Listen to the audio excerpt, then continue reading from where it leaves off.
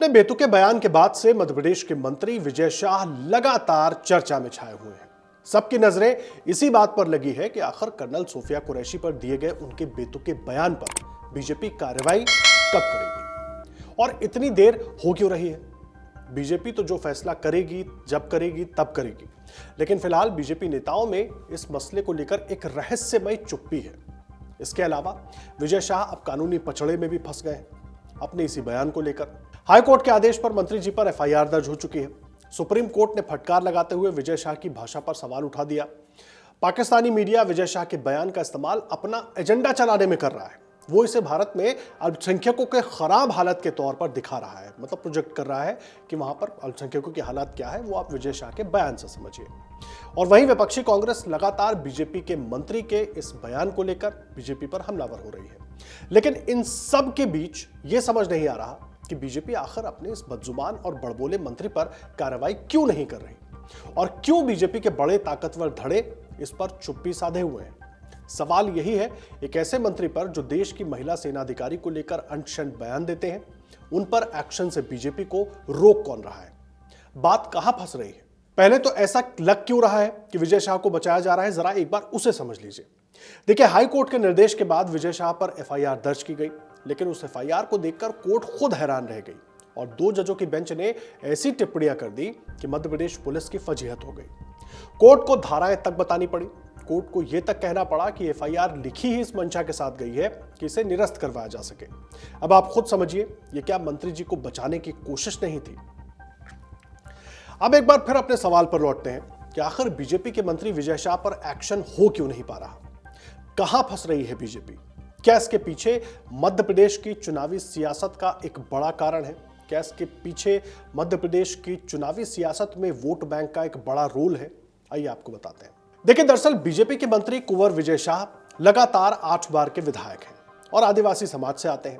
विजय शाह अनुसूचित जनजाति के लिए आरक्षित हरसूद सीट से उस वक्त 2018 में भी चुने गए थे, जब एसटी सीटों पर बीजेपी का प्रदर्शन बिल्कुल अच्छा नहीं रहा था।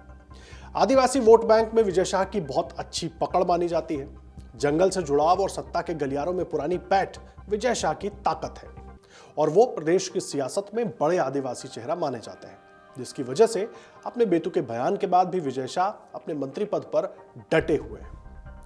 वहीं आदिवासी वोट की बात करें तो मध्य प्रदेश के कुल मतदाताओं में करीब 22% भागीदारी आदिवासी समाज की है। आदिवासी समाज के 22% लोग मध्य प्रदेश में वोट करते हैं। आदिवासी समाज के लिए आरक्षित सीटों की अगर बात की जाए तो 47 एससी सीटें हैं। 230 सदस्यों वाली मध्य प्रदेश विधानसभा की करीब 90 सीटें ऐसी हैं जहां जीत हार तय करने में आदिवासी मतदाता बहुत निर्णायक भूमिका निभाते हैं। अब कहते तो यह भी है कि मध्य प्रदेश की सत्ता की तस्वीर आदिवासी मतदाताओं के रुख पर ही निर्भर करती है और यही पिछले चुनावों में भी देखने को मिलता रहा है। देखिए, उदाहरण के तौर पर ऐसे समझिए कि 2013 के जब विधानसभा चुनाव हुए थे तो उसमें 47 में से 31 एसटी सीटें जीतने वाली बीजेपी लगातार तीसरी बार सरकार बनाने में सफल रही थी। वहीं जब 2018 में कांग्रेस ने 30 एसटी सीटें जीती तो सत्ता का सुख कांग्रेस को मिला। अब ऐसे में बीजेपी बिल्कुल नहीं चाहेगी कि विजय शाह जैसे बड़े आदिवासी नेता पर एक्शन से आदिवासी समाज के बीच कोई गलत संदेश जाए और पार्टी को नुकसान उठाना पड़े। मध्य प्रदेश बीजेपी के कई वरिष्ठ नेताओं ने इस पर अपनी चिंता जाहिर की है।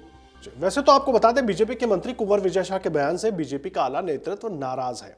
चाहे खुद मुख्यमंत्री मोहन यादव हो या प्रदेश अध्यक्ष वीडी शर्मा, सब उन्हें तलब कर चुके हैं।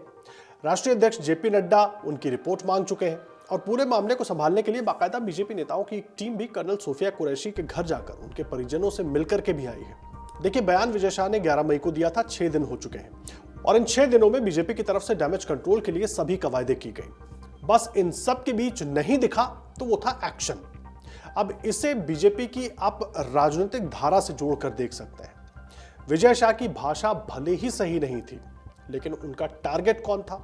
इसको लेकर जानकार कहते हैं कि भाई उनका टारगेट तो हार्डकोर हिंदू वोटर ही था। अब विजय शाह पर एक्शन से कहीं ये जो लॉयल वोट बैंक है वो नाराज ना हो जाए, ये भी एक वजह हो सकती है कि पार्टी इस पूरे मसले पर चुप्पी साधे हुए है। अब इस पूरे मसले में एक पेच और है। आखिर बीजेपी फंस क्यों रही है, हिचक क्यों रही है, वो भी समझिए। देखिए, पार्टी नेताओं को यह भी लग रहा है कि अगर बीजेपी ने विजय शाह पर एक्शन लिया तो विपक्ष यानी कि मध्य प्रदेश में कम से कम कांग्रेस पार्टी इसे अपनी जीत के तौर पर प्रचारित करेगा।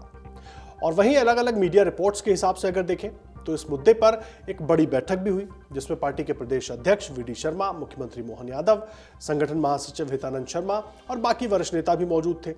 इस बैठक में इन सभी नेताओं ने कहा कि हाईकोर्ट ने इस्तीफे को लेकर कुछ नहीं कहा है। हाईकोर्ट ने एफआईआर दर्ज करने को कहा है, हाईकोर्ट ने धाराओं की बात की है, लेकिन इस्तीफे को लेकर हाईकोर्ट ने कुछ नहीं कहा है। इसलिए इस पर जोर देने की या इस्तीफे की बात करने की जरूरत ही नहीं है। ये इस बैठक में चर्चा की गई। देखिए, मध्य प्रदेश बीजेपी के सभी वरिष्ठ नेताओं की राय भी यही थी कि विपक्षी पार्टियां विजय शाह के इस्तीफे को देश भर में अपनी जीत के तौर पर दिखाएंगी और इसीलिए रास्ता यह निकाला जा रहा है कि भाई हाईकोर्ट ने तमाम टिप्पणियां जरूर की, लेकिन उसके बीच में इस्तीफे की बात नहीं कही। अब देखिए, आप समझ लीजिए कि विजय शाह ने आखिर क्या किया था। मध्य प्रदेश सरकार के मंत्री हैं विजय शाह, पहले भी वो इस तरह के बयान देते रहे हैं, अपने बयानों को लेकर चर्चा में रहे हैं। 11 मई को एक कार्यक्रम को संबोधित करते हुए पहलगाम आतंकी हमला और ऑपरेशन सिंदूर का बखान कर रहे थे और इसी दौरान विजय शाह ने कर्नल सूफिया कुरैशी का नाम लिए बिना ऐसी टिप्पणी कर दी कि जिस पर यह पूरा बवाल खड़ा हो गया। उन्होंने पहलगाम आतंकी हमले का जिक्र किया, उसमें आतंकियों के साथ कर्नल सूफिया कुरैशी को जोड़ दिया बिना नाम लिए हुए। इस तरह की तमाम बातें उन्होंने की, जिसके बाद लगातार विजय शाह को लेकर सियासत गरमाई हुई है और अब इंतजार यह है कि शुचिता की बात करने वाली बीजेपी विजय शाह के इस बयान पर क्या कोई कार्रवाई करती है। ऑपरेशन सिंदूर का बखान जिस तरीके से बीजेपी नेता अलग अलग जगहों पर कर रहे हैं, उसके बाद अगर विजय शाह जैसे मंत्री इस तरह का बयान दे जाते हैं तो क्या उन पर कार्रवाई नहीं होनी चाहिए? क्या केवल वोट बैंक की सियासत और वोट बैंक के लालच में इस तरह की चीजों को होने देना चाहिए या नजरअंदाज कर देना चाहिए? यह फैसला आप भी कीजिए। अगर आप ये वीडियो YouTube पर देख रहे हैं तो हमारे चैनल को सब्सक्राइब कर बेल आइकन दबाएं और Facebook पर देख रहे हैं तो हमारे पेज को लाइक करें।